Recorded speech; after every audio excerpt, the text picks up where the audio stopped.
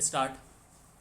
Mr. President, it has rarely happened that representatives from all over India have had the opportunity to come together in one place like the occasion we have today. Whether in the legislature or in parliament, we represent all of India. But today I see a great representation before me, a representation in which the essence of life and the heartbeat of India's soul is present. Perhaps you won't see another sight like this again, which is why I want to say from the depths of my heart that this moment is a witness to both you and us. This is a historic moment that lays the foundation of our new history. This is not merely a symbol of history, it is history itself. If we consider the year 1947 as the year when India became independent and the people of India received freedom, then today we have received true independence, true self rule, and if we can experience the self rule and make use of it, then it would not be an exaggeration. In our constitution, the makers of our constitution felt that mere creation of parliament and legislative assemblies would not fulfill the meaning of our self rule.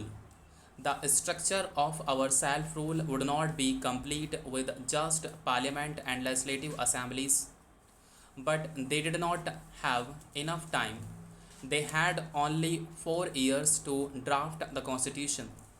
So they made the constitution in such a way that it could operate at the central and state levels and could be expanded in the future through institutions and organizations whose imagination was already present, like the Supreme Court, High Courts, and Public Service Commissions. They envisioned these things and made the constitution, but many things had to be left out due to time constraints. In the discussions of the Constituent Assembly, many such issues were brought up. Someone asked why it was needed at all.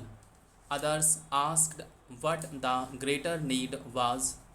Hence, they provided certain guiding principles, directives that would guide future governments and their actions. One of those principles is what we call Panchayati Raj. This principle says that as much as possible, Panchayati Raj institutions should be established at all levels. Today, I will give you a small example of this. We chose a democratic method for ourselves, our own people, through our own democratic process. But what is the hope in choosing a democratic process without having faith in it? The present era is the age of science, while the ancient era was spiritual. The situation today is such that humans are unable to fully digest spirituality, nor are they able to completely adopt science. The reason is that while science provides material comforts, it fails to deliver peace. As for spirituality, it brings peace, but life seems to lag behind in time.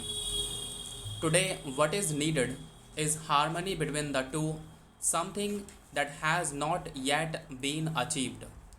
This is why humans and the societies they have created are in a state similar to the mythical character Trisanku, who could neither attain heaven nor return to earth. Individuals and society are interrelated. Without individuals, society has no value or meaning, and without society, individuals are equally meaningless. A society without individuals is like a void, nothing but the silence of death. The same applies to individuals.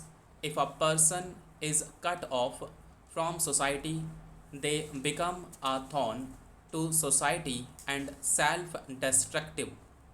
In clear terms, individuals need society and society needs individuals. Without each other, they are meaningless, barren, and lead to destructive societal conditions. Humans are not beings who can be satisfied solely by fulfilling hunger and lust.